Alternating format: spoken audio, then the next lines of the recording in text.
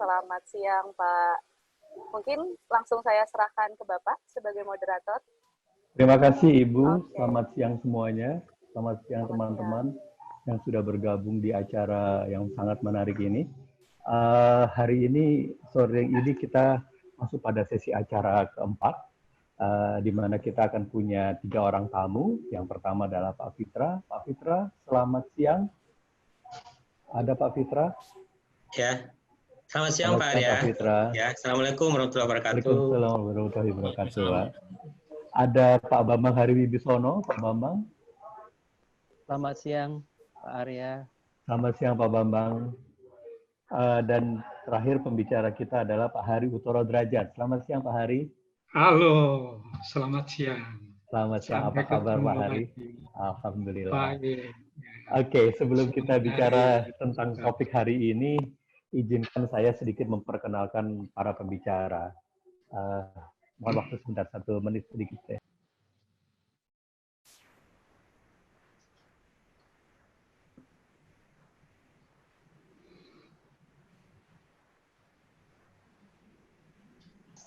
Oke.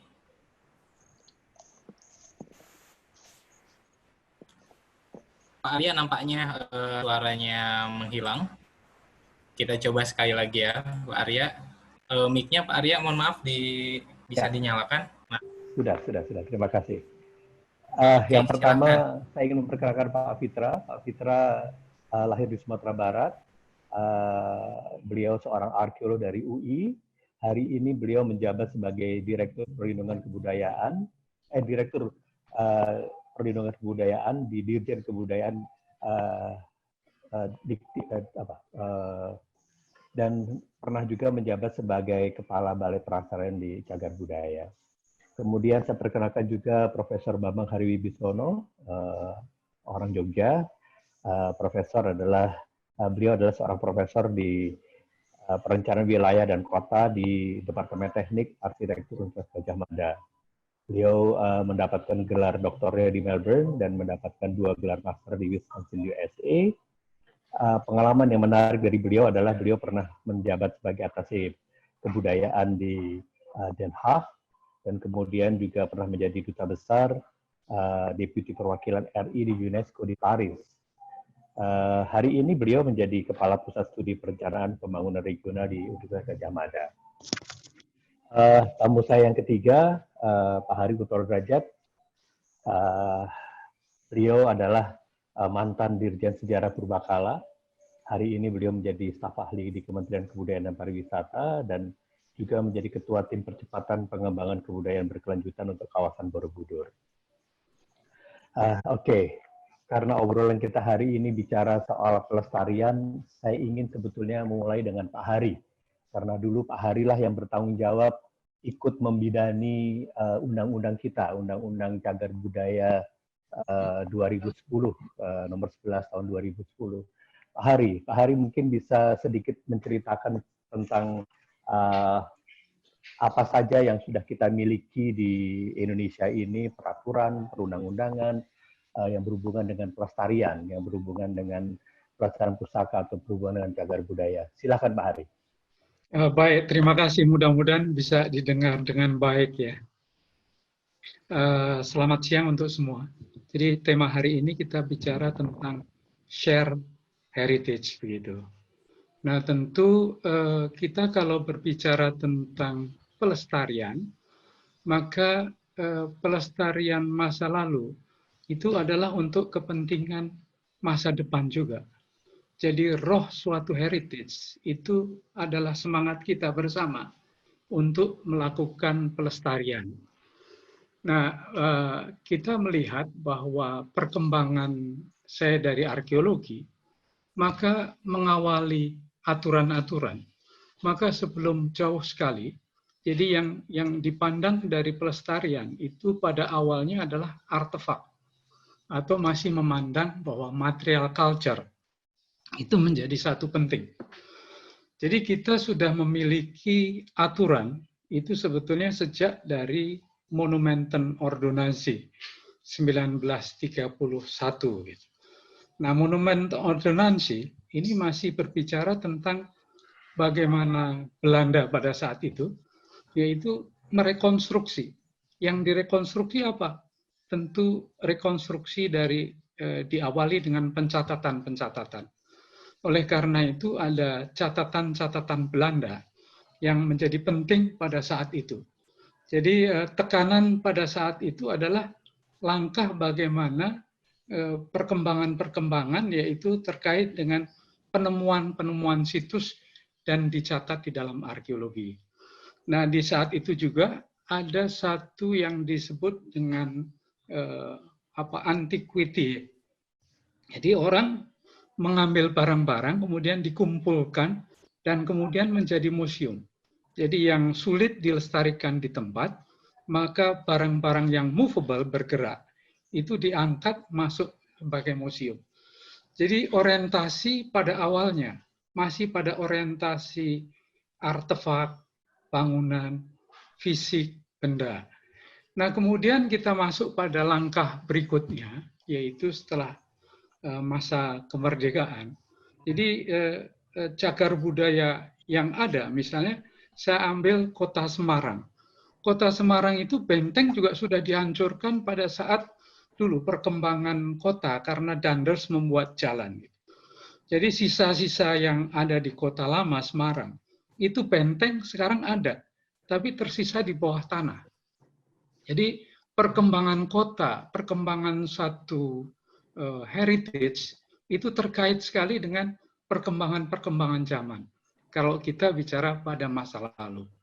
Kemudian tentu nanti kita mengarah pada kedepannya.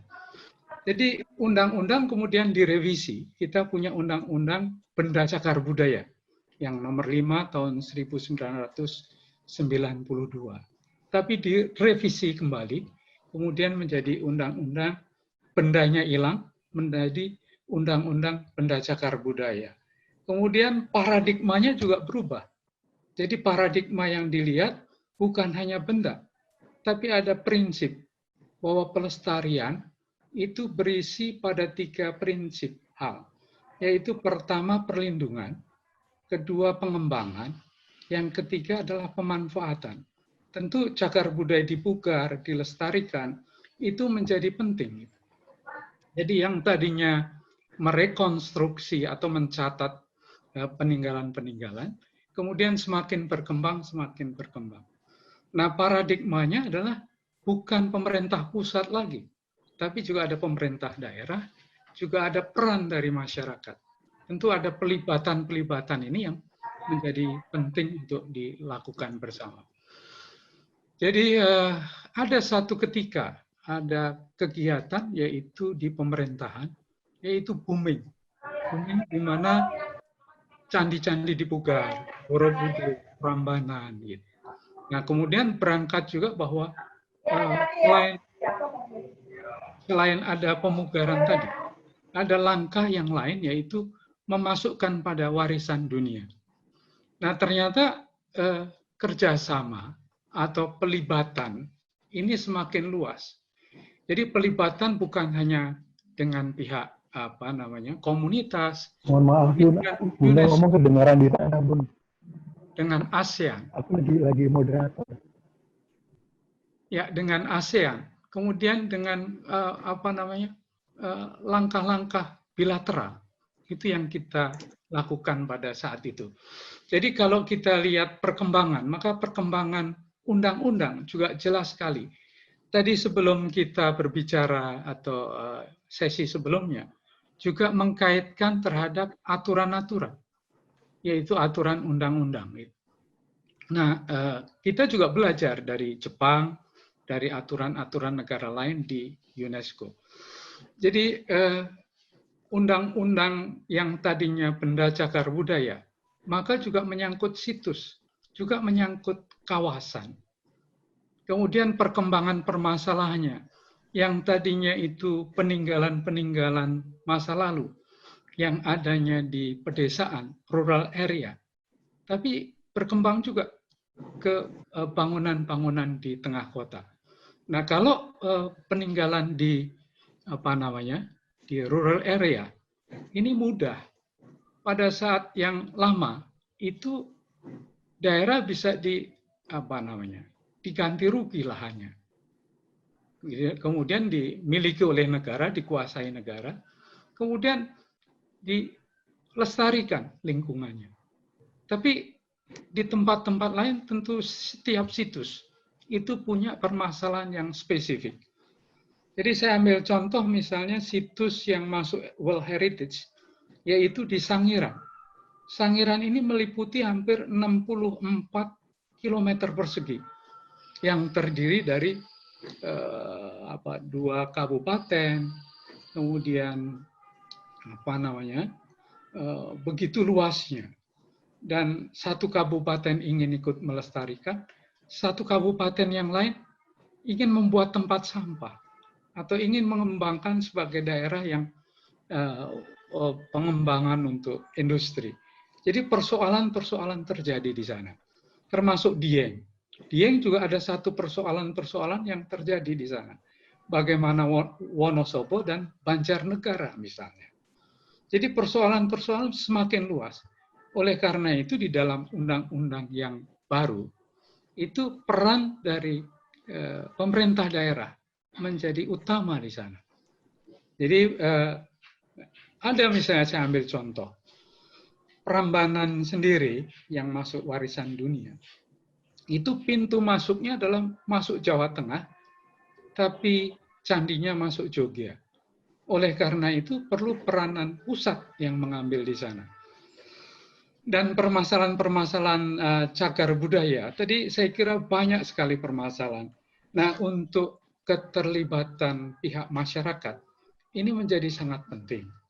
Jadi saya ambil contoh, misalnya Borobudur dengan lingkungannya, Sangiran dengan lingkungannya, Dieng dengan lingkungannya. Nah, saya ambil contoh lagi, misalnya kapal tenggelam yang ada di utara Bali, yang disebut dengan Tulamben. Jadi berjarak 300 meter dari pantai, itu jelas di sana ada kapal Liberty. Nah, yang dilestarikan apanya di sana? Karena kita beri pada saat itu ada juru peliharanya. Jadi juru pelihara ikut mengawasi. Mengawasannya adalah bagaimana lingkungan, batu-batu yang di sekitar teluk itu tidak boleh diambil di sana. Nah, peran dari satu masyarakat menjadi sangat penting. Karena peran di sana, masyarakatlah yang berhak mendapatkan, tadi kalau ada perlindungannya, ada pengembangannya, ada pemanfaatan. Pemanfaatan yang mereka dapat. Yaitu mereka sekarang mengembangkan di daerah Tulamben, yaitu diving shop. Tapi pelestarian, pemerintah memberikan juru pelihara. Jadi pengawasannya dengan lingkungannya. Dan kalau kita bisa menyelam di sana, karena kedalaman 15 meter dari permukaan laut, kemudian kapalnya sendiri 40 meter. Jadi kalau kita menyelam, itu 2 tabung, maka naik lagi itu sudah habis. Jadi orang bisa menggunakan di sana, dan itu ada ratusan orang bisa menyelam di sana. Jadi pelestarian, pengembangan, dan pemanfaatan, itu adalah bentuk sesuatu pelestarian dinamis yang perlu dilakukan. Jadi menurut saya, itulah yang menurut saya ke depan perlu dilakukan seperti itu. Jadi kerjasama itu menjadi penting. Saya ambil contoh misalnya di zaman Raffles dulu, yaitu ada Lord Minto. Dia membawa barang, itu prasasti yang beratnya 2 ton lebih, tingginya 3 meter. Itu sampai ke Irlandia. Tentu ada satu pengembalian benda, itu menjadi sangat penting. Jadi government to government juga menjadi penting. Jadi persoalan saya kira demikian luasnya. Jadi itu saya kira yang mendasari kita, bagaimana undang-undang juga terbit, dan menurut saya perlu ada juga nanti penerapan undang-undang ini. Nah, kalau tadi dikatakan bahwa tidak ada undang-undang yang intangible, maka sebetulnya sudah lahir Undang-Undang Nomor 5 tahun 2017, yaitu tentang Undang-Undang Pemajuan Kebudayaan. Jadi kalau nanti ada hal-hal yang mudah-mudahan dari Pak Fitra atau nanti bisa juga mengapresiasi bahwa ada aturan-aturan yang kita harus kembangkan. Dan undang-undang itu kalau di undang-undang yang ada tentu perlu adalah peraturan pemerintah, ada keputusan menterinya. Nah, menurut saya undang-undang memang lebih sedikit di sana, tapi di peraturan pemerintahnya lah nanti mudah-mudah bisa ditampung di sana. Dan hari Itu ini saya belum kira ada, Pak, ya? sementara. Ya, Hari panjang. melanjutkan sedikit, Pak Hari. Tadi Pak Hari menyinggung hal yang penting buat saya adalah peraturan pemerintah. Jadi even pada Undang-Undang Cagar Budaya kita yang terbaru 2010, hari ini masih belum ada PP-nya, Pak.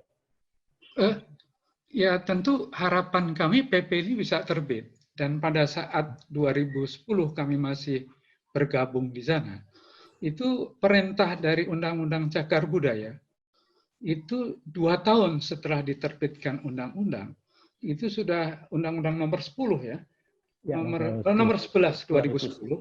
Iya, nomor 11 itu 2 tahun, berarti 2010 harusnya 2012. Nah, persoalannya tentu bukan di sana. Tapi persoalannya tadi mengintegrasikan beberapa peraturan yang ada. Misalnya bagaimana dengan tadi tata ruang, bagaimana dengan pengaturan benda-benda di bawah air yang ya kaitannya dengan pengaturan. Jadi pengaturan sendiri perlu ada semacam konsolidasi antar undang-undang. Itu menjadi problem yang ada. Mungkin bisa kita lanjutkan kepada Pak Fitra nih yang sekarang menjadi penanggung jawab atas hal-hal ini nih. Jadi Pak Hari bercerita soal luasnya kawasan-kawasan cagar budaya yang kadang-kadang melampaui beberapa pemerintahan daerah. Saya kira perlu menjadi PR dari Bapak, dan kami ingin dengar Pak Fitra, bagaimana Pak Fitra melanjutkan atau menjalankan apa-apa yang sudah dirintis pada undang-undangan, bahkan hari ini kita sudah punya undang-undang pemajuan kebudayaan, Pak Fitra. Silakan Pak Fitra. Terima kasih Pak Arya, Bapak Ibu sekalian, selamat siang. Saya melanjutkan saja apa yang disampaikan oleh Pak Hari tadi. Mungkin akan lebih menekankan kan dalam peringatan Hari Warisan Dunia ini, saya lebih yang ketiganya, tanggung jawab bersama. Tanggung jawab bersama terhadap pelestarian itu yang akan kita tingkatkan ke depan. Seiring dengan keluarnya Undang-Undang Pemajuan Kebudayaan itu, pemerintah pun melakukan sesuatu dalam tata kelola. Harapannya apa? Untuk lebih bagaimana layanan kebudayaan itu bisa dirasakan dan lebih kuat lagi. Salah satunya tahun ini kita sudah merubah organisasi di Kementerian Pendidikan dan Kebudayaan, khususnya Direktorat Jenderal Kebudayaan, yang dulu barangkali direktoratnya masih substansi, sekarang lebih kepada direktorat yang proses. Paling tidak ada 3 direktorat sekarang ini yang menangani kaitan dengan warisan budaya atau cagar budaya itu sendiri. Pertama ada Direktorat Pelindungan, yang kebetulan saya sekarang menjabat direkturnya. Kemudian ada Direktorat Pengembangan dan Penguatan. Dan ketiga ada Direktorat Pembinaan Lembaga dan Tenaga Kebudayaan. Nah, yang ketiga inilah memperlihatkan betul bagaimana nanti pemerintah harus mendampingi masyarakat sebetulnya dalam hal pelestarian warisan itu sendiri. Nah, lembaga ini dibuat khusus untuk itu. Jadi sekali lagi bahwa sekarang organisasi yang dirubah, kalau dulu misalnya Direktorat Pelestarian Cagar Budaya dan Permusiuman, ya kerjanya cuma di bidang itu saja. Nah, kalau kaitan nanti misalnya berkaitan dengan kuliner, di mana tempatnya? Tidak ditemukan. Berkaitan dengan tari, di mana tempatnya misalnya. Nah, sekarang diperluas, sehingga masing-masing direktorat itu tidak hanya menangani bidang fisiknya atau tangible-nya, tapi juga intangible-nya. Nah, dia menjadi satu kesatuan. Intangible inilah yang OPK yang disampaikan Pak Hari itu tadi. Ada 10 pemajuannya. Di mana dimajukan sebetulnya itu pada umumnya adalah di kawasan cagar budaya, di cagar budaya. Jadi, pertama tentu memperbaiki tata kelola dulu, dan itu sudah kita lakukan. Yang berikutnya, yang perlu juga kita perhatikan disampaikan Pak Hari luas dan segala macam itu bagaimana memberi peran penting pemerintah daerah ke depan itu. Nah, selama ini memang sudah kita lakukan pendekatan-pendekatan, tapi masih jauh dari harapan. Misalnya saja, mungkin kita beberapa kali dengan Pak Arya bertemu juga tentang penetapan misalnya. Sebagian besar, baru 17% pemerintah kabupaten kota provinsi itu yang memiliki tenaga ahli cagar budaya.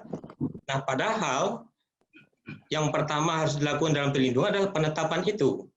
Tanpa penetapan, kita tidak bisa intervensi terhadap kawasan itu sendiri atau terhadap cagar budaya itu. Nah, situ titik lemahnya. Apa yang sudah kami lakukan? Tentu kami sudah mulai berkoordinasi lebih intensif lagi dengan Kemdagri. Biasanya Pemda ini lebih patuh ya ke atasan ke Kemdagrinya. Lalu kita juga mendekati Kemdagri bagaimana aturan-aturan di situ, sehingga mereka juga tidak hanya dalam segi undang-undangnya, tapi juga langsung masuk kepada peraturan yang berkaitan penganggaran. Nah, jadi mereka juga sudah kita berikan masukan sehingga setiap dinas itu juga berkewajiban menganggarkan untuk bidang kebudayaan, apakah itu tangible-nya maupun intangible-nya. Jadi itu yang sudah kita lakukan. Lalu berikutnya, ke depan itu dalam rangka peningkatan peran serta masyarakat itu yang penting menurut saya adalah bagaimana komunitas-komunitas itu atau masyarakat itu menjadi bagian penting dalam perencanaan kita. Barangkali itu yang belum selama ini banyak kita lakukan. Nah, tentu dengan melibatkan mereka, kita harapannya adalah komunitas ataupun perorangan ataupun masyarakat itu adalah jembatan sebetulnya yang menghubungkan cagar budayanya atau kawasan cagar budayanya dengan masyarakatnya. Karena kebudayaan harusnya masyarakatlah jadi pemiliknya. Nah, barangkali tentu peningkatan pemahaman, peningkatan kesadaran mereka terhadap pelestarian itu atau juga terhadap bahwa cagar budaya atau warisan budaya itu adalah tidak hanya dari segi fungsi ekonomi, bahwa dia juga identitas. Ketika merasakan identitas, tadi pagi juga saya masih barusan juga diskusi dengan teman-teman di Borobudur online juga. Bagaimana ruwat-rawat Borobudur itu misalnya sampai 4 ton terkumpul sayuran menyumbang masyarakatnya dalam rangka itu. Itu artinya mereka merasa memiliki terhadap kawasan itu. Nah, barangkali hal-hal itu yang perlu kita tingkatkan ke depan. Saya ingat betul misalnya di Sumatera Barat itu ada Istana Pagaruyung, itu sesungguhnya perantau mereka yang ada di Negeri Sembilan, yang di Malaysia, dengan setianya memberikan bantuan pemeliharaan, bantuan pendidikan dan lain-lain terhadap kawasan itu. Karena mereka menganggap itu adalah identitas kami. Nah, tentu itu salah satu cara kita ke depan, bagaimana pendekatan-pendekatan masyarakat ini, sehingga yang kita apungkan itu adalah peran serta masyarakat dalam pelestarian. Di Undang-Undang Cagar Budaya juga sudah disebutkan sebetulnya peran pemerintah di pasal 95, misalnya bagaimana memberikan peran kepada masyarakat, apalagi di Undang-Undang nomor 5 tahun 2017 ini. Yang tujuan akhirnya adalah bahwa kebudayaan itu apapun yang kita lakukan adalah investasi. Jadi sekali lagi investasi. Selama ini kita beranggapan bahwa berkegiatan di bidang kebudayaan kita anggap adalah cost, menghabiskan uang saja.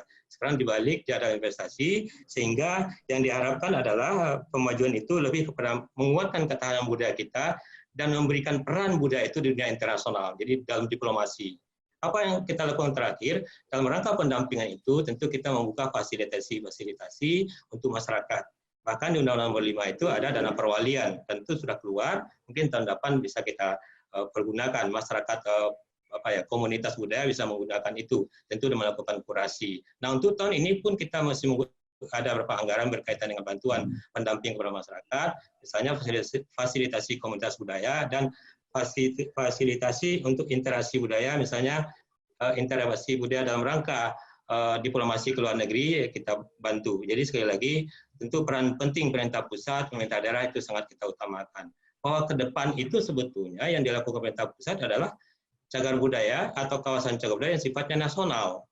Kalau ada provinsi ya provinsi, kabupaten kota. Nah, selama ini yang belum terjadi sebetulnya. Jadi sekali lagi tentu harapan kita dalam rangka pelestarian itu teman-teman komunitas bisa mendampingi pemerintah daerah, tentu juga bisa mendampingi masyarakat dalam memuatkan bagaimana untuk melakukan pelestarian di samping aturan-aturan yang kita buat gitu ya. Terakhir barangkali saya tambahkan sedikit berkaitan dengan PP. Memang kemarin tahun 2019 kita sudah melakukan dan seluruh kementerian sudah oke kecuali KKP waktu itu. Nah, KKP waktu itu masih ada tidak sinkron dengan peninggalan buah air Pak Hari. Jadi panas ya. Dan kami kurang setuju karena itu dianggap seluruh yang sudah diangkat dari yang sebelum keluar undang-undang ini dinyatakan tidak cagar budaya. Kan repot kalau begitu. Bisa-bisa cagar budaya kita yang di museum hilang semua tuh kalau dimasukkan dalam undang-undang. Ada bisnisnya ya. Jadi kami tidak setuju. Yang diatur bukan di situnya. Nah, kemarin kita sudah dekat dengan Menko Maritim, akan dibuat PANAS. PANAS itu tidak lagi urusan jual beli, tapi lebih kepada pemanfaatannya. Misalnya dalam eksibisi, gitu ya. Tidak lagi urusan ekonomi. Gitu. Ekonomi efeknya, bukan kepada jual belinya, gitu ya, untuk buah air. Barangkali itu sedikit tambahan dari saya, Pak Arya. Baik. Terima kasih, Pak Fitra. Terima kasih, Pak Fitra. Saya mengundang Pak Hari nih. Pak Hari, Pak Bambang Hari Wibisono nih, Bapak. Kita tadi barusan mendengarkan penjelasan tentang dasar-dasar peraturannya dari Pak Hari Utoro Deraja, dan kemudian Pak Fitra banyak menceritakan bagaimana menjadikan peran serta masyarakat itu bermanfaat dan memberikan manfaat juga pada cagar budaya. Pak Hari, dengan pengalaman Pak Hari di Den Haag dan di Paris kemarin, ada yang bisa kita share bersama, Pak Hari? Silakan, Pak Hari. Baik, selamat siang. Terima kasih Bapak Moderator yang terhormat.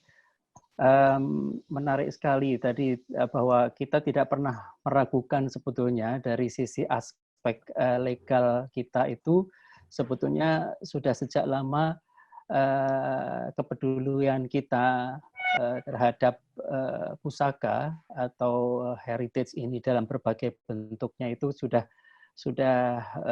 cukup lengkap ya ininya apa namanya aturan dari sisi hukumnya. Bahkan Undang-Undang Cagar Budaya sudah diperbaiki lagi pada tahun 2010 meskipun disayangkan sampai saat ini belum terbit PP-nya, sehingga barangkali di dalam pelaksanaannya pun juga mungkin masih terdapat beberapa kendala. Baik, saya langsung barangkali mungkin akan menyampaikan sedikit sharing pengalaman ketika saya bertugas di Den Haag sebagai Atas Pendidikan dan Kebudayaan, khususnya mungkin menyangkut pada isu yang terkait dengan shared heritage atau pusaka yang pada intinya itu kita miliki bersama. Kebetulan kalau kita dengan Belanda ini kan kita mempunyai ikatan sejarah yang panjang di masa lalu gitu ya, sehingga kita kaya sekali memiliki satu shared heritage. Tapi sebetulnya shared heritage sendiri tidak selalu juga harus diwarnai dengan hal-hal yang bersifat kolonialisme atau dilatar belakangi oleh kolonialisasi begitu, tapi mungkin juga bisa karena keterkaitan kultural, misalnya antara Indonesia dan Malaysia karena kita dari satu rumpun juga misalnya. Nah, tentang shared heritage secara spesifik antara Indonesia dan Belanda, ini memang sangat dinamik gitu ya, artinya on and off-nya. Jadi memang kita melihat heritage pada umumnya atau shared heritage ini sudah lazimnya atau sudah layaknya digunakan sebagai satu sarana untuk diplomasi, khususnya mungkin soft diplomacy melalui cultural diplomacy ini. Bagaimana memelihara hubungan antara kedua negara. Nah, sayangnya kadang-kadang juga melalui aspek pelestarian pusaka ini yang membuat kadang-kadang kemudian kita pun juga seperti harus mengorek luka lama begitu ya, karena itu menyangkut pada ini sebetulnya milik siapa gitu, ya ini milik kita atau milik Belanda. Seperti kita semua ketahui bahwasanya di Belanda banyak sekali artefak-artefak yang menjadi koleksi cukup banyak museum ya, yang bahkan mungkin kita sendiri tidak punya artefak aslinya itu dan aslinya ada di sana. Nah, beberapa waktu terakhir atau bahkan mungkin sejak tahun 70-an mungkin beberapa artefak sudah mulai dikembalikan ke Indonesia ya, seperti Arca Prasnaparamita yang waktu tahun 78-an barangkali juga dikembalikan ke Indonesia dengan alasan-alasan tertentu. Dan yang terakhir barangkali kita juga simak semuanya keris Pangeran Diponegoro. Ya, itu. Sehingga hal-hal seperti itu yang sebetulnya kita melihat shared heritage itu bisa digunakan sebagai sesuatu yang memperkuat ikatan atau hubungan bilateral antara satu negara dengan negara yang lain, khususnya antara kita dan Belanda. Nah, saya tidak atau belum tahu yang sebenarnya apakah hal-hal semacam itu pun juga diatur secara spesifik di dalam undang-undang kita atau mungkin di dalam aturan-aturan yang lain tentang benda cagar budaya, sehingga ketika suatu saat terjadi adanya keinginan dari satu pihak untuk kemudian ingin, katakan dari pihak Belanda ingin mengembalikan benda-benda itu ke Indonesia, lalu bagaimana status itu harus ditetapkan misalnya ya, atau justru selama saya bertugas di Belanda tidak sedikit sebetulnya, meskipun bukan dari pemerintah, tapi mungkin ada dari pihak-pihak swasta atau individual begitu yang sebetulnya mengetahui keberadaan artefak itu ada di Belanda misalnya, dicari kemudian ditemukan itu di salah satu museum, ya, dan kemudian punya keinginan untuk mengajukan keinginan bagaimana caranya agar artefak itu dikembalikan ke Indonesia. Nah, ini apakah sebetulnya ada aturan-aturan, karena ini sudah menyangkut kepentingan dua negara ya, sehingga kami yang berada di KBRI katakan seperti itu seringkali kemudian harus mengalami satu kegalauan karena di satu pihak itu adalah keinginan warga kita di Indonesia, tapi di pihak yang lain ketika itu harus disampaikan ke pihak mitra kita dari negara sahabat kita, tentu saja itu akan juga memancing suatu ketidaknyamanan barangkali mungkin ya. Nah ini sesuatu yang barangkali mungkin ke depan menjadi tantangan kita. Bagaimana sebetulnya secara hukum hal-hal seperti itu harus kita siapkan. Nah, sepemahaman saya ketika saya bertugas di UNESCO juga melihat adanya satu konvensi, satu convention kalau tidak salah convention tahun 1970 yang mengatur tentang prevention and prohibition of illicit property. Ya, illicit traffic of cultural property. Itu convention tahun 70 kalau tidak salah. Nah, ini yang juga mesti kita pastikan karena kalau yang tadi ya, yang dengan kasusnya Belanda barangkali mungkin sesuatu yang sudah berjalan gitu ya, sudah terjadi. Tapi convention tadi mestinya juga akan menjadi satu payung hukum dalam tanda petik untuk kemudian bisa mencegah dan melakukan sesuatu yang sifatnya preventif terhadap traffic cultural properties ini tadi. Jadi satu hal yang barangkali mungkin kita perlu pikirkan ke depan adalah bagaimana kita tetap bisa memelihara suasana dan hubungan persahabatan antar negara itu dengan baik gitu ya. Tetapi kita juga tidak akan kehilangan hak-hak kita. Ya, hak-hak kita untuk bahwa kita mengakui bahwa itu adalah properti kita. Nah, saya juga perlu melihat lebih cermat lagi sebetulnya artefak-artefak yang ada di museum itu sebetulnya secara legal barangkali itu sudah menjadi hak milik mereka, padahal itu sebetulnya adalah bagian dari culture mereka, culture kita gitu. Nah, ada satu dilematis yang kita lihat di situ adalah bahwa apakah dengan kemudian artefak kita itu menjadi koleksi museum di negara lain itu adalah satu kebanggaan kita, ya, atau itu sebetulnya sebuah aib yang kita miliki gitu, yang artinya itu bahwa oke, kita bangga bahwa kita punya artefak itu malah justru menjadi koleksinya museum X katakan gitu ya, saya tidak perlu menyebut merek gitu, atau itu sesuatu yang sebetulnya kok Indonesia kok diam aja gitu ya, dalam arti memiliki sekian banyak artefak yang sangat berharga, nilai kulturalnya sangat tinggi, tetapi kita ya sudah mereka pelihara, sudah mereka openin dengan baik gitu ya, sehingga ya sudah yang penting bahwa kita tahu katakan arca Andini, Lembu Andini itu ada di mana, misalnya gitu, itu bagian dari satu catatan sejarah yang ada pada kita. Nah ini menurut saya, hemat saya, ini masih menjadi satu pekerjaan rumah bagi kita semuanya. Ya. Termasuk juga mungkin tadi Pak Hari juga cerita soal kapal misalnya.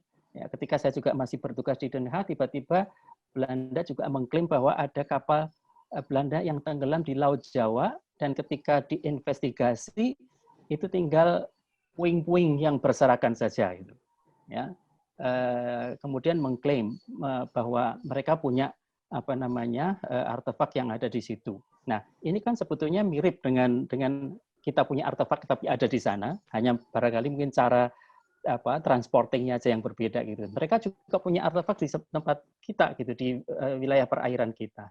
Ini bagaimana sebetulnya itu diatur secara legal. Itu yang barangkali mungkin masih menjadi tugas kita ke depan. Mungkin sementara begitu Pak Arya, saya kembalikan. Terima kasih Pak Hari, terima kasih Pak Hari. Ini sudah banyak pertanyaan ini, tapi saya ingin sedikit menegaskan sedikit Pak Hari. Tadi Bapak bicara soal bawah laut tadi. Apakah perlakuan kita terhadap artefak di bawah laut sama dengan perlakuan kita terhadap artefak yang di permukaan, Bapak?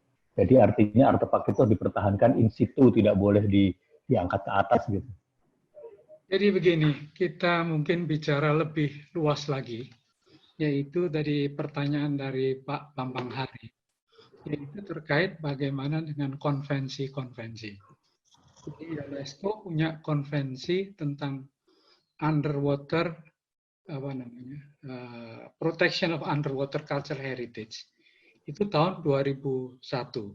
Dan kebetulan saya di UNESCO pada saat itu, mulai dari tahun 98 sampai ditetapkan, itu kami sebagai expert, bukan sebagai sisi pemerintah.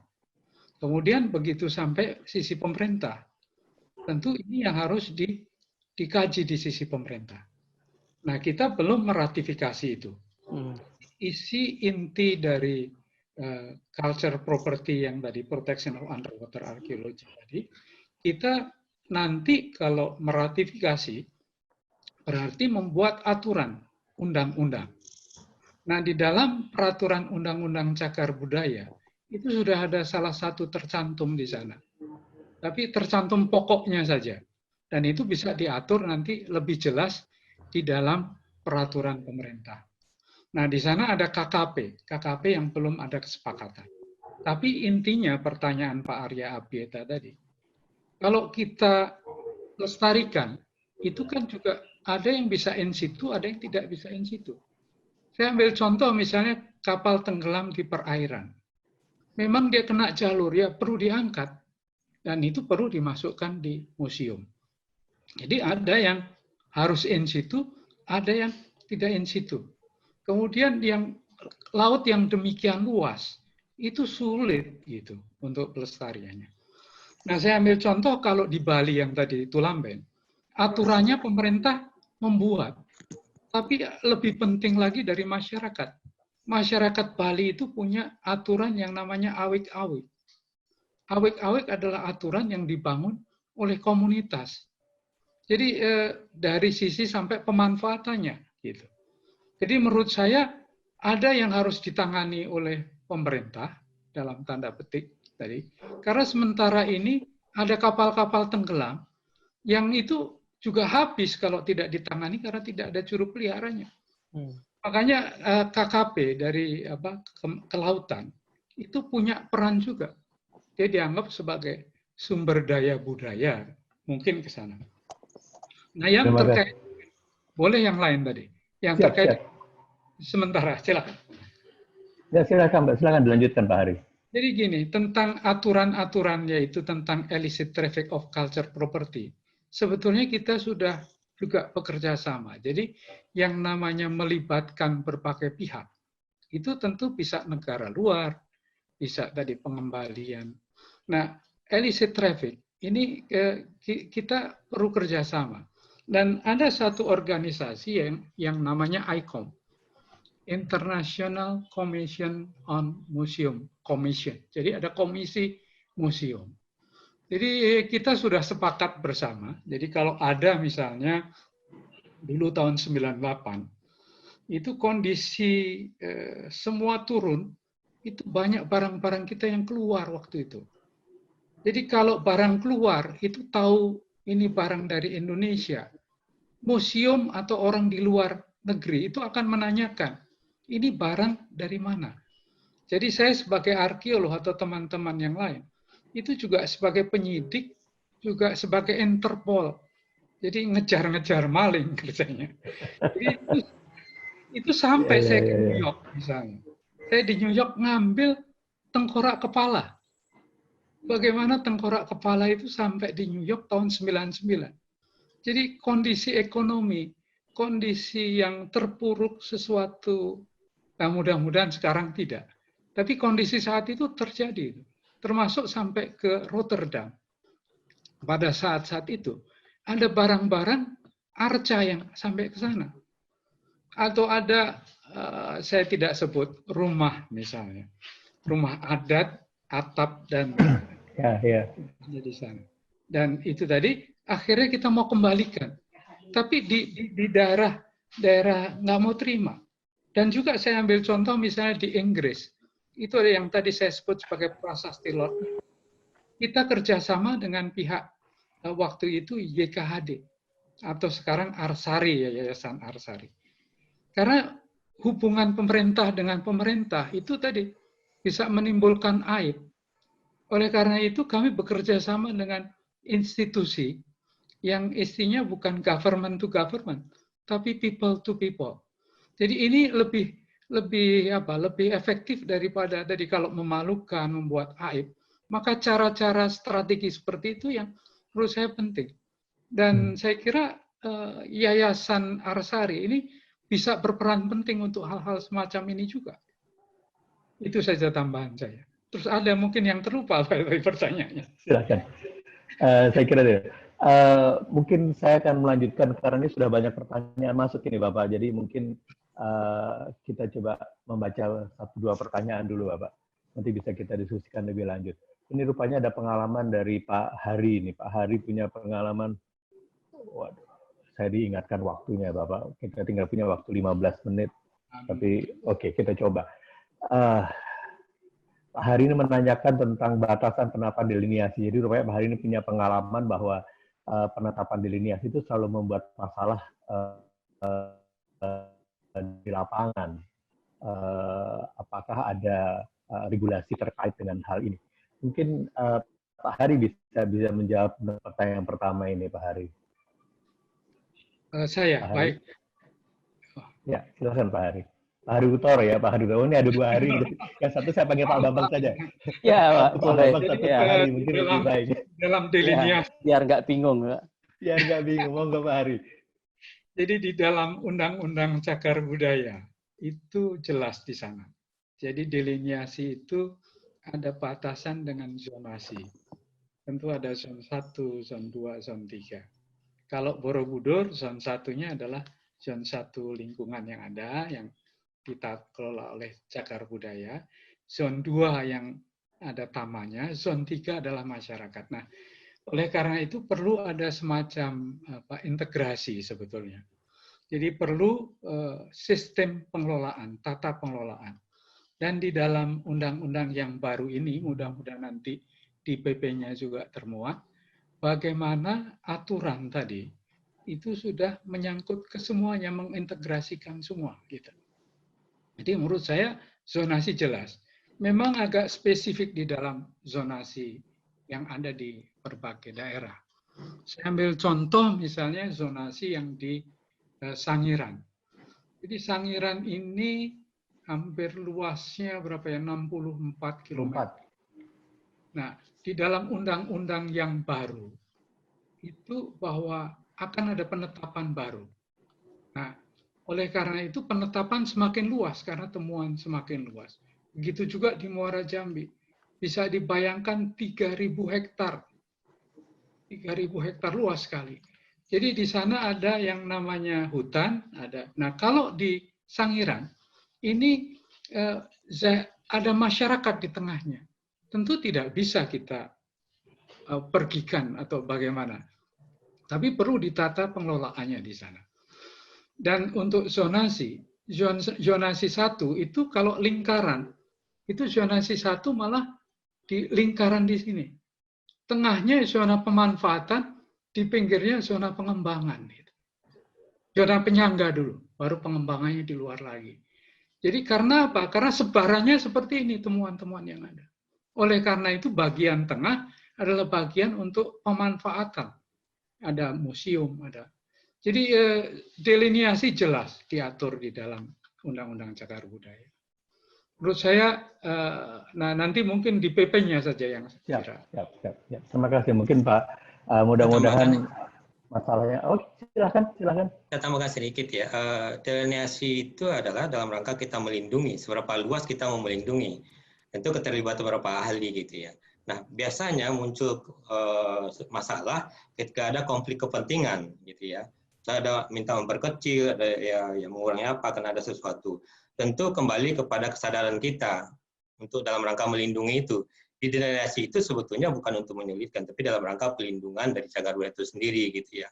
Jadi sekali lagi itu yang perlu kita pahami bersama sebetulnya. Bahkan di beberapa tempat itu yang luas betul kita tetapkan luas kawasan pelestariannya itu, tentu masyarakat juga tidak bisa juga kita larang-larang, tapi ada arahannya kalau dia melakukan apa-apa di situ, mereka boleh melakukan apa-apa itu yang dibuat sebetulnya turunan tentang itu. Nah barangkali itu selama ini yang apa namanya yang muncul tiba-tiba konflik ya. Ada di beberapa tempat misalnya tolong diperkecil karena kami mau membangun pabrik misalnya. Padahal dari deliniasi itu sudah dijelaskan kepentingan pelestariannya. Tentu kembali lagi kepada pemahaman masyarakat, pemahaman pemerintah daerah, pemahaman siapapun untuk pelestarian itu. Deliniasi pasti dalam rangka pengamanan itu. Gitu. Sekali lagi tentu keberpihakan kita kepada masyarakat itu tentu lebih penting juga ya. Masyarakat itu mungkin akan segera melakukan pelestarian sendiri ketika dia merasakan kehadiran dari kawasan itu. Kehadiran di cagar budaya itu, apakah masyarakat sudah merasakan? Nah itu yang mestinya kita pertanyakan gitu ya. Kalau dia merasakan, yakin saya itu mereka akan ikut bersama-sama. Banyak contoh baik menurut saya, ketika masyarakat merasakan kehadiran kawasan itu, mereka dengan sendirinya melestarikan. Mereka bahkan ikut mengembangkan kawasan itu dan ikut menjaga dengan baik. Gitu. Karena kebudayaan itu ada milik masyarakat. Barangkali kenapa harus deliniasi salah satunya dalam rangka pelindungan. Tentu ada konsekuensi ilmu atau konsekuensi tertentu yang mungkin bisa membatasi seseorang atau lain hak gitu ya, di tempat-tempat itu. Barangkali itu tambah sedikit Pak Arya. Baik, terima kasih. Ini waktu kita tinggal 9 menit ya, saya rada deg-degan nih, pertanyaannya masih banyak nih. Yang menarik, Pak Hari, Pak Fitra, dan Pak Bambang mungkin bisa ikut baca di chat, itu ada pertanyaan-pertanyaan di sana, supaya bisa saling membaca. Ini dari Ibu Diane Butler di Bali nih. Ibu Diane Butler ini menanyakan tentang, saya kira lebih baik kita pakai bahasa Indonesianya saja, bahwa akan ada praktek secara fisik, berpikir akan sangat penting ada praktek secara fisik untuk membantu menjalin kembali relasi antara umat manusia dimanapun dan hubungan kreatif dengan ruang publik yang khususnya situs cagar budaya. Mungkin bahasa Inggrisnya lebih mudah mungkin. I'm worried about the social physical challenge that humanity will be facing in the future, that maybe already are. I'm thinking it will be very important to have physical practices for assisting to reweave relation between human being, wherever, and creative relation with public space and especially cultural side. How to plan for this in a proactive way. Ini khusus buat Pak Hari nih, Pak Hari. Ya ini kaitannya bisa juga menyangkut pemanfaatan sebetulnya. Jadi di Undang-Undang Cagar Budaya sudah lebih progresif ada pemanfaatan. Nah, kalau saya ambil contoh-contoh, tentu yang ke depan itu kita perlu kembangkan adalah interpretasi. Jadi interpretasi itu bagaimana misalnya komunitas seniman seperti Budayana dan juga komunitas agama misalnya. Saya ambil contoh 3 tahun yang lalu sampai sekarang. Kita baru dengan Pak Fitra nanti, yaitu mengembangkan sesuatu situs. Itu bisa dimanfaatkan untuk tadi apresiasi. Jadi apresiasi misalnya, ya mohon maaf Budayana, jadi bisa digunakan misalnya kalau di Candi Ceto itu bisa digunakan juga untuk apresiasi seni, apresiasi kegiatan. Nah, untuk Borobudur itu kita kembangkan bagaimana living culture itu kita bisa hidup lagi. Kalau misalnya di Muara Jambi, kita perlu interpretasi kembali apa sih tokoh yang ada di sana. Nah, ada semacam orang yang menjadi tokoh, bisa menjadi endorser kita untuk daya tarik atau untuk promosi, yaitu tokoh yang 1000 tahun yang lalu pernah belajar di sana, yaitu Atisha. Dia punya guru di Swarnadwipa dan juga di Jawa, yaitu Dharmakirti. Nah, ini saya contoh saja. Jadi Dharmakirti itu adalah kita cari lagi sumber-sumbernya. Apa yang dia lakukan pelajaran di Indonesia? Ternyata diaspora agama itu bukan hanya dari sana, tapi Dharmakirti membawa pelajaran yang pada saat di India dan di Tibet mati, atau bukan mati, menurun. Maka dia belajar di Indonesia dan mendapatkan ilmu. Dan ilmu itulah dari Borobudur, dari Muara Jambi, dan itu kita mengajak komunitas Buddha untuk mempelajari lagi nilai-nilai di balik benda. Beyond the artifact, there are value. Jadi value inilah yang saya kira perlu. Jadi saya tidak menjawab langsung Bu Diana Butler, tapi value itu menjadi penting. Nah, value bagaimana? Tentu tadi dengan apresiasi, dengan mempelajari. Bagaimana membatinkan artefak dengan agama ataupun yang ada di sana. Jadi memberi roh sesuai dengan komunitasnya yang ada. Komunitas Buddha kemudian 2 tahun lalu membuat acara di Borobudur. Pertama di Muara Jambi, 600 orang. Begitu di Borobudur 1000 orang. Wah, ini sudah crowded ini. Nah, oleh karena itu dibagi itu untuk putarannya. Jadi ada pradaksina yang dihidupkan kembali. Nah, bukan kita yang menghidupkan, tapi sesuai tata cara mereka, sesuai dengan apa yang ada. Jadi perlu ada roh yang hidup kembali. Jadi seperti kandang kereta. Kalau keretanya sudah pergi, kemudian isinya sudah pergi, fisik saja tidak ada nilainya. Tapi kalau tadi dihadirkan kembali sesuai dengan nilai value-nya, saya kira itu yang penting. Terima kasih Bu Dayana.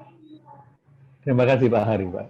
Kita lanjutkan dengan pertanyaan lanjutnya ini dari Pak Zia dari Aceh ini. Beliau menanyakan soal ketetapan kalau di Undang-Undang Nomor 11 itu kan ada kriteria 50 tahun baru ditetap.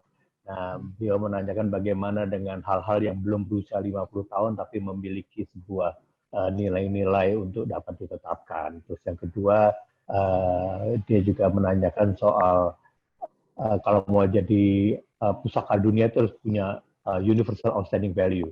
Nah, bagaimana strategi pemerintah untuk dapat punya World Heritage, ini gimana caranya? Dan dia juga bertanya yang ketiga mengenai kota pusaka. Nah, kota pusaka ini memang tadi tidak kita bicarakan. Mungkin soal kota pusaka kita nanti bisa menjawab dengan yang lain. Tapi oke, mungkin yang pertama dan kedua dulu. Yang pertama mungkin Pak Hari juga ini dan Pak Fitra, dan yang kedua mungkin dari Pak Bambang ini. Silakan. Jadi kalau, saya serahkan aja Pak Fitra nih. Pak Fitra dulu. Oke. Pak Fitra, silakan Pak Fitra. Tentang yang lain. Tentang yang lain. Ya, baik. Yang belum 50 tahun ini gimana Pak Fitra? Iya. Sebetulnya bisa. Di Undang-Undang Nomor Pasal 5 itu jelas betul. Kalau dia memiliki arti khusus, tahunnya tidak dilihat. Lubang buaya misalnya Pak Hari Lontaro itu juga sebelum itu sudah kita tetapkan. Nah, jadi nilai penting bersejarah, ilmu pengetahuan, nah itu bisa kita, walaupun dia belum 50 tahun gitu, itu bisa khusus gitu ya. Sekali lagi itu memungkinkan, tentu dengan kajian-kajian kita bisa menyatakan dia nilai penting itu. Jadi sekali lagi tentu itu bisa saja. Kalau untuk yang kedua, kalau OUV-nya itu tentu sesuai dengan masing-masing masing-masing apa yang mau kita tetapkan itu. Tapi yang jelas kalau kita mau mengajukan sebagai warisan dunia tentu kita tetapkan dulu dari kabupaten kota, provinsi sampai dan nasional. Nasional itu nanti berpeluang untuk kita ajukan sebagai warisan dunia. Tiket ke internasional nasional dulu Pak ya. Ya, salah satunya dengan itu. Jadi sekali lagi menurut saya bisa saja OUV itu tentukan dengan kajian dan studi juga. Nilai pentingnya melebihi gitu ya, nilai nasional sehingga dia bisa kita sebut sebagai warisan. Tidak hanya milik Indonesia, dunia juga mengakui bahwa itu bagian terpenting dari peninggalan masa lalu gitu. OUV-nya kan itu. Jadi sekali lagi kita bisa tetapkan tentu dengan kajian ya, walaupun dia belum berumur 50 tahun. Banyak contoh sebetulnya sudah kita lakukan. Itu Pak Arya. Ya. Terima kasih Pak Bambang. Baik, Silakan. Mau menambahkan? Begini, mungkin kebetulan juga ada pertanyaan terkait dengan OUV dan mengapa kita, contohnya Kota Bandung misalnya yang sudah punya banyak heritage tapi kok belum bisa menjadi kota pusaka. Nah, OUV barangkali Pak Hari dan Pak Fitra tadi sudah menyebutkan bahwa OUV itu kelihatannya ya memang sesuatu yang gampang-gampang susah gitu ya. Sesuatu yang barangkali mungkin karena kesederhanaannya pun bisa jadi menjadi satu OUV. Tapi ini satu contoh barangkali yang dialami oleh Kota Tua Jakarta, Pak, barangkali ya. Betul ya.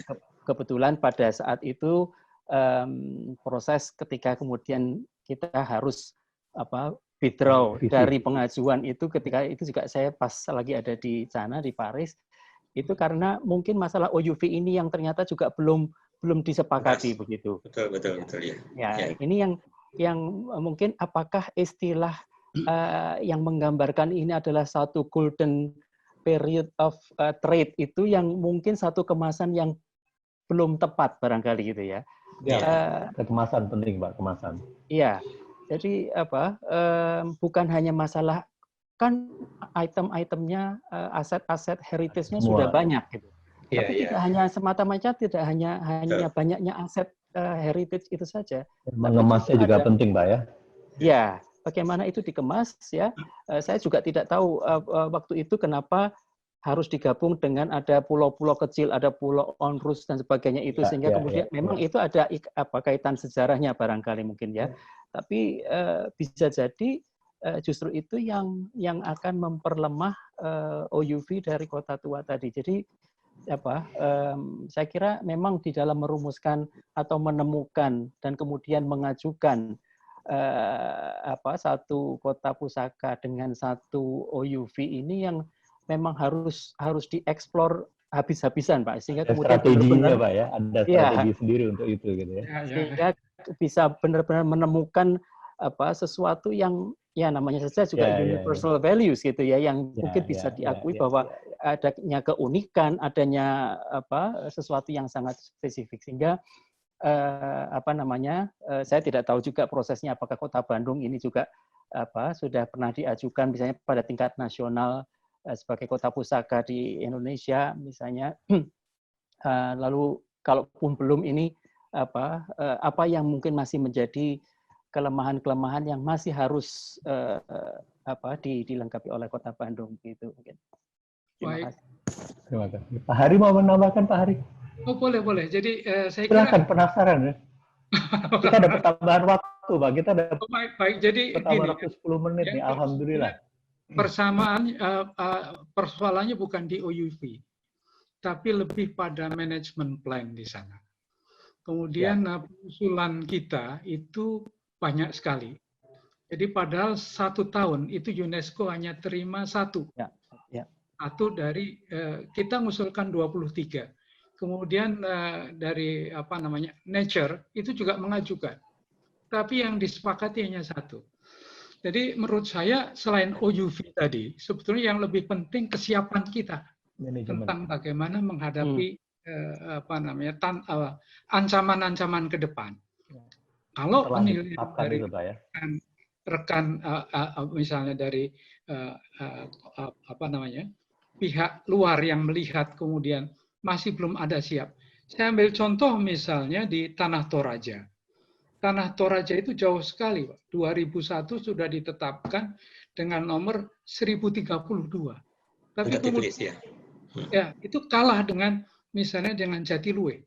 Karena Jatiluwe itu yang di Bali itu lebih siap. lebih siap masyarakatnya siap, kemudian pemerintahnya juga siap. Jadi kesiapan-kesiapan itu, termasuk tantangan-tantangan. Kalau tadi disebut bahwa nanti ada wilayah pengembangan, ada tempat parkir, itu juga harus terjadi itu.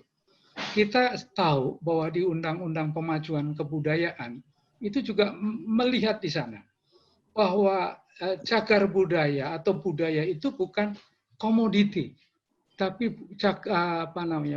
sebagai produk. Oleh karena itu perlu ada satu langkah bersama. Bagaimana produk ini juga bisa untuk dipromosikan. Nah, kalau saya belajar dari Jepang misalnya, di beberapa tempat misalnya Atsuka gitu. Jadi kota budaya itu mengintegrasikan semua. Pemerintah siap, masyarakat siap. Jadi kuliner pun yang disuguhkan dengan kita bisa menginap di sana. Itulah yang terjadi. Jadi integrasi ini yang harus dilakukan ke depan. Kita tidak melihat heritage atau batuannya saja, tapi bisa merasakan kuliner. Kita bisa bermalam di sana, bisa ikut. Jadi wisata, produk wisata itu tidak sekedar kita bersenang-senang, tapi ada experience yang dibawa pulang. Jadi istilah Jepang itu ada yang namanya kanko, see the light and take the wisdom. Jadi orang itu berangkat ke sesuatu, membawa pulang itu oleh-olehnya adalah wisdom. Jadi itu yang menurut saya penting. Jadi masing-masing belajar gitu. Itu catatan saya saja. Jadi mohon maaf ini waktunya. Terima kasih Pak Hari, terima kasih. Saya ingin menambahkan sedikit karena menyangkut kata kota pusaka. Ya, kata kota pusaka ini datang dari program dari Kementerian PU, Bapak-bapak dan teman-teman sekalian. Jadi saya kira untuk penetapan kota pusaka semua catatan Pak. Jadi untuk World Heritage City itu kami juga sempat bersama Ibu Catrini wedding di Meksiko setelah kota Solo. Jadi untuk kota pusaka memang ada di PU, tapi detail-detail tentu mohon juga memperhatikan ini. Mohon maaf. Pasti. Tapi bahwa saya takut ini terkait dengan program yang ada di PU dan kenapa belum ditetapkan, saya kira tidak terkait ke sana karena tidak pernah ada penetapan satu kota menjadi kota pusaka dan tidak menjadi kota pusaka. Itu hanya ada satu program di kementerian yang kebetulan menggunakan program kota pusaka di mana ingin menggalakkan kesadaran tentang konservasi dari sisi yang berbeda, tapi tetap seperti yang Pak Hari tadi sampaikan harus mengacu kepada undang-undang yang sudah berada. Kemudian pertanyaan lanjutan ini saya dapat dari, ini sebentar saya baca di tempat saya, Pak Tri, oke. Pak Tri, terkait dengan produk turunan dari Undang-Undang Cagar Budaya hingga saat ini sejauh mana realisasinya? Sehingga sejauh ini sangat saklek undang-undang yang ada, saya nggak ngerti maksudnya, ya, terkait dengan turunan. Yang kedua terkait dengan cagar budaya yang bersifat fisik yang pasca ditetapkan malah menjadi terabaikan, semakin rusak dan parah. Oke, mungkin ini Pak Fitra yang harus menjawab ini. Ya. Silakan Pak Fitra. Baik, terima kasih. Berkaitan dengan turunan, ya tahun kemarin itu sudah, yaitu salah satu kelemahannya ada tidak seirama dengan satu KKP waktu itu. Tapi tahun ini akan kita coba lagi, mudah-mudahan segera keluar. Nah inilah sebetulnya yang agak merumitkan kita juga, karena ditunggu juga oleh Pemda sebetulnya dalam rangka pembuatan perda gitu ya. Jadi mudah-mudahan setelah kita carikan jalan keluarnya tahun ini bisa keluar, bisa di PP itu. Jadi sebetulnya tahun lalu itu sudah ACC semua kecuali KKP. Waktu itu Bu Menteri minta dimasukkan salah satu pasal, kita tidak setuju karena efeknya jadi banyak gitu ya kalau kita masukkan pasal itu. Malah berikutnya kita atur dengan keputusan Menteri Keuangan sebetulnya bagaimana menyelesaikan kasus-kasus BMKT gitu.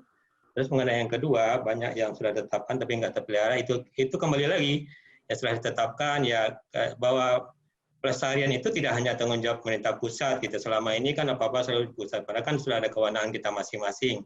Sehingga kadang-kadang dianggap itu punya pusat, padahal kan sebetulnya pemerintah daerah juga berkewajiban untuk melakukan hal seperti itu. Jadi sekali lagi sebetulnya ya siapapun yang menguasai itu dia wajib memeliharanya. dia wajib melestarikannya gitu. Nah, itu yang mungkin yang masih kurang di kita, termasuk di kita diminta daerah. Makanya pendekatan kita ke Kemdagri meminta betul bahwa dinas dibentuk itu betul-betul berbasis kinerja. Mereka juga dinas kebudayaannya ada, tapi juga anggarannya juga harus mencukupi untuk hal-hal seperti itu. Tentu kita juga minta pihak-pihak dari swasta barangkali ikut bersama melestarikan itu sendiri. Jadi sekali lagi bukan juga ditetapkan malah setelah ditetapkan kok banyak malah yang tidak terpelihara, ya itu mungkin kasus-kasus gitu ya, karena ya dianggap itu tadi bahwa berkegiatan di bidang kebudayaan itu dianggap kos, dia tidak dianggap investasi, sehingga sekali lagi dia dianggap tidak perlu gitu, karena itu bagian dari identitas bangsa kita gitu. Kali itu yang mau kita kuatkan ke depan bahwa CB itu hasil budaya itu adalah identitas bangsa gitu.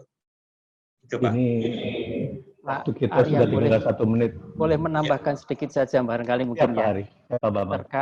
Terkait dengan yang sudah ditetapkan lalu kemudian terabaikan tadi mungkin pada tingkat internasional di level UNESCO, saya kira juga kita perlu mengingatkan diri kita semuanya ada satu status yang namanya yang masuk ke dalam list endanger di sana, yang itu terkait juga dengan kekhawatiran UNESCO bahwasanya sesuatu yang sudah diinskripsi itu kemudian terancam sustainability-nya.